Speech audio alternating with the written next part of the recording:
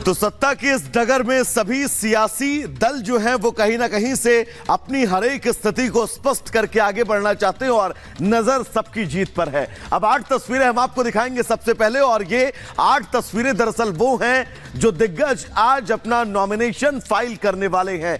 रायबरेली से राहुल के नाम को लेकर सस्पेंस जरूर बरकरार है, लेकिन उम्मीद यही है कि रायबरेली से राहुल गांधी आज अपना नॉमिनेशन करेंगे। केएल शर्मा कांग्रेस की तरफ से आज अमेठी से अपना नॉमिनेशन कर सकते हैं। रायबरेली को लेकर दिनेश प्रताप सिंह आज नॉमिनेशन करेंगे। कैसरगंज से करण भूषण सिंह आज अपना पर्चा दाखिल करेंगे। दक्षिणी दिल्ली से रामवीर विरोड़ी, चांदनी चौक में भी नॉमिनेशन करेंगे प्रवीण खंडेलवाल। उज्जवल निकम नामांकन आज अपना करेंगे मुंबई उत्तर मध्य से। तो देखिए, चुनावी जंग में जनता से वोट की अपील के साथ ही जीत का आशीर्वाद मांगने के लिए आज भी कई नेता मैदान में नजर आने वाले हैं। और ये 5 तस्वीरें आपके सामने, ये 5 तस्वीरें सारी कहानी बयां कर रही है चुनावी मैदान में जितने भी दिग्गज उतरे हुए हैं। और सबसे पहले देखिए, जहां लगातार पीएम नरेंद्र मोदी अलग अलग क्षेत्रों में बढ़ रहे हैं आगे और आज ममता के गढ़ में नजर आने वाले हैं, वहीं सीएम योगी आदित्यनाथ की दहाड़ सुनाई देगी। और गुजरात में जेपी नड्डा गरजेंगे तो वहीं शाह की हुंकार भी सुनाई देगी। और सैफई में अखिलेश यादव भी लगातार कोशिश में जुटे हुए हैं कि ये गढ़ अपने हाथ से न जाने दे। तो ये देखा जा रहा है कि अब महज कुछ ही चरण बाकी है और इसके लिए लगातार तमाम दिग्गज चुनावी मैदान में उतरकर अपनी अपनी धाक जमाने की कोशिश कर रहे हैं। तो तीसरे चरण के रण से पहले पीएम मोदी का ताबड़तोड़ प्रचार जारी है और आज पीएम नरेंद्र मोदी ममता के गढ़ में सियासी प्रचार करेंगे। बीजेपी के मिशन 400 पार के लक्ष्य को हासिल करने के लिए बंगाल में दमदार प्रदर्शन बेहद अहम है और इसी लक्ष्य के साथ बंगाल की जनता से आज जीत का आशीर्वाद मांगेंगे पीएम मोदी। देखिए खास रिपोर्ट।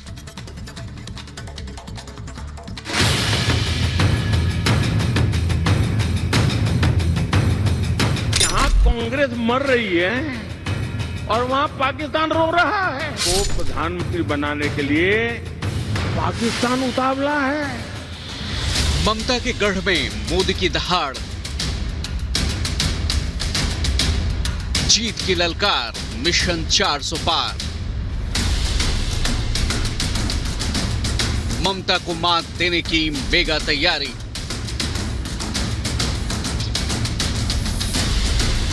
पीएम मोदी के धुआंधार प्रचार और ताबड़तोड़ सियासी प्रहार से विपक्ष हलकान है। चुन चुन कर पीएम मोदी विपक्ष को निशाने पर ले रहे हैं। चाहे राहुल हो या खड़गे, कांग्रेस हो या टीएमसी, मोदी के निशाने पर विपक्ष है। और अचूक सियासी प्रहार से मोदी जनता के सामने विपक्ष की पोल खोल रहे हैं। आज पीएम मोदी ममता के गढ़ में गरजेंगे। पश्चिम बंगाल में पीएम मोदी की आज 3 रैलियां हैं। वर्धमान, कृष्णानगर और बोलपुर में पीएम मोदी बीजेपी का प्रचार करेंगे। इसके अलावा झारखंड के सिंहभूम में भी पीएम मोदी की मेगा रैली है।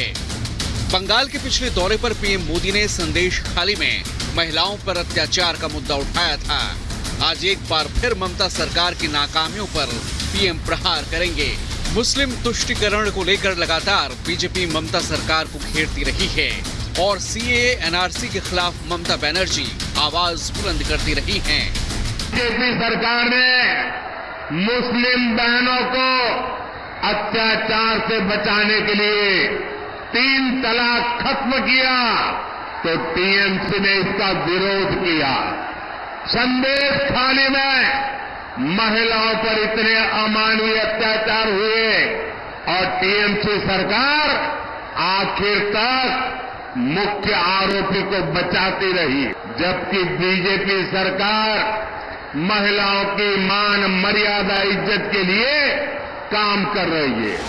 पीएम मोदी और बीजेपी बखूबी जानते हैं कि 400 पार का लक्ष्य तभी मुमकिन हो पाएगा जब गैर बीजेपी शासित राज्यों, खासकर बंगाल और दक्षिण में बीजेपी बम्पर प्रदर्शन करे।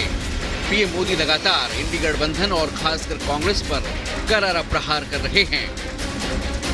राहुल के विजन पर पीएम मोदी ने पहले कुछ यूं तंज किया कि कांग्रेस के शहजादे को पूछो कि गरीबी से कैसे हटती है, तो वो कहते हैं खटाखट खटाखट। साहबजादे को पूछो ग्रोथ कैसे होती है, तो वो कैसे ठकाठक ठकाठक।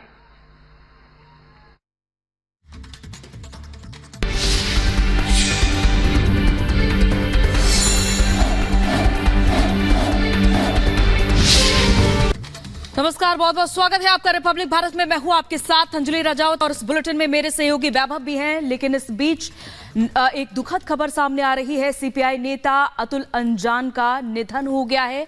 लंबी बीमारी के बाद लखनऊ के एक अस्पताल में उन्होंने अंतिम सांस ली है। तड़के सुबह 3:45 पर उनके निधन की दुखद खबर सामने आई है।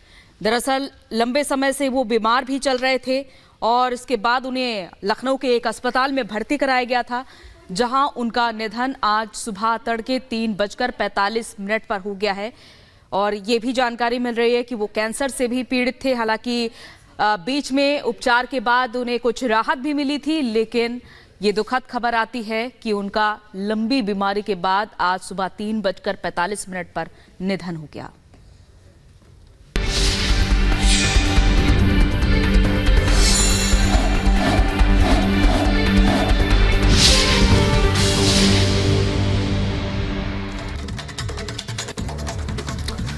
तो चलिए इस बीच चुनाव से बड़ी खबर आपको बता दें। दरअसल जिस बात का सभी को इंतजार है कि आखिर रायबरेली और अमेठी सीट को लेकर कांग्रेस फैसला क्या लेगी, बड़ी खबर यह है कि रायबरेली से राहुल गांधी आज अपना नॉमिनेशन कर सकते हैं। अमेठी की जगह वो रायबरेली से इस बार चुनाव लड़ सकते हैं। तो ये बड़ी खबर सूत्रों के हवाले से।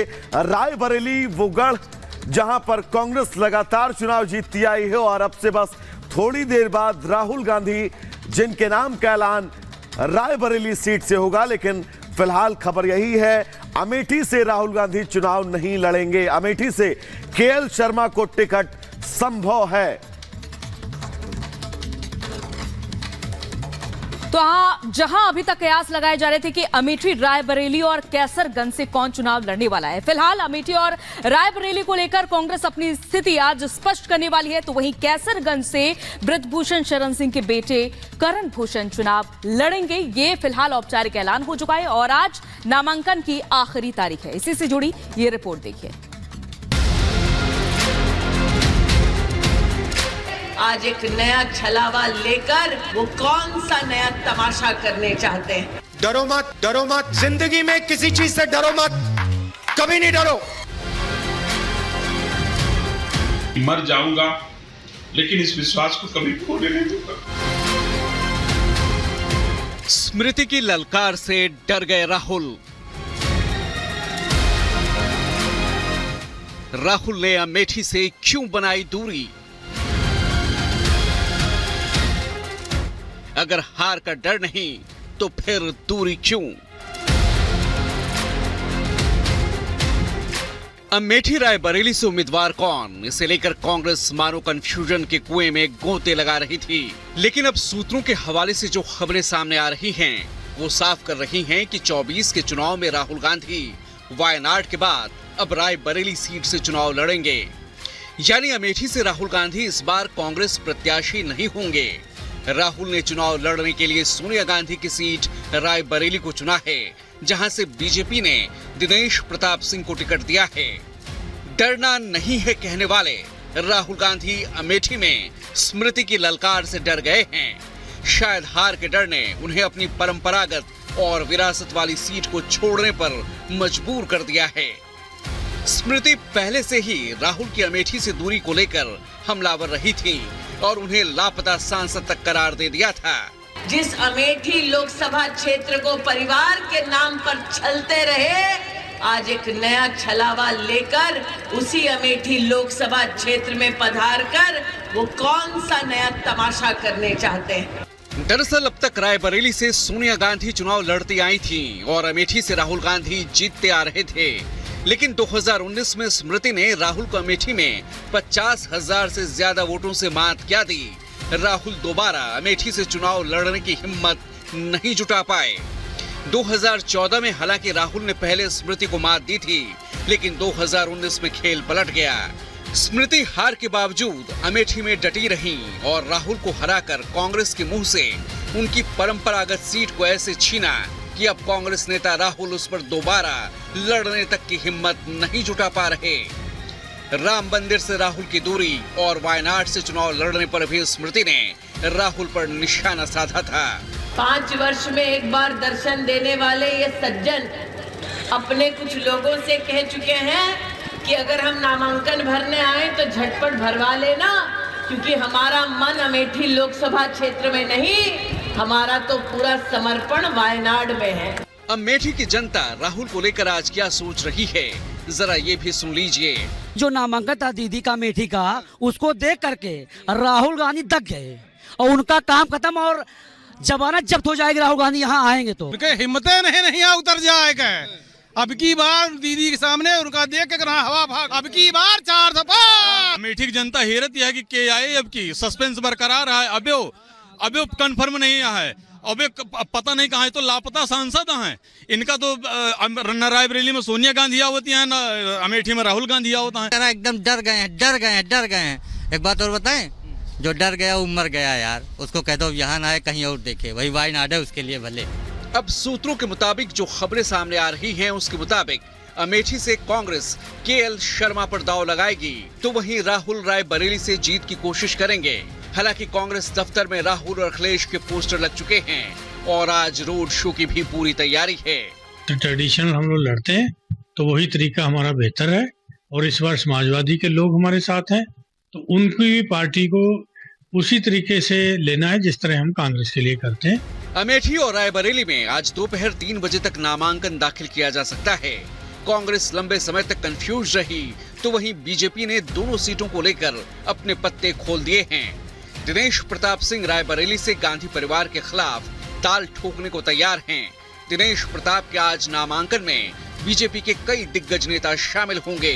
मेरे लिए गर्व और गौरव का क्षण है कि भारतीय जनता पार्टी के शीर्ष नेतृत्व ने दिनेश प्रताप सिंह पर इस बार इस रूप में विश्वास किया है, इन परिस्थितियों में विश्वास किया है।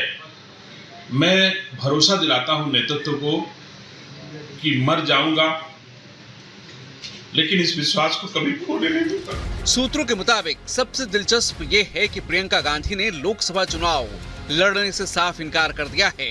प्रियंका की पहले रायबरेली सीट से चुनाव लड़ने के कयास लगाए जा रहे थे। इसके अलावा कैसरगंज सीट पर भी बृजभूषण का टिकट काटकर बीजेपी ने उनके बेटे करण भूषण को उतार दिया है। करण भी आज आखिरी दिन अपना पर्चा दाखिल करेंगे।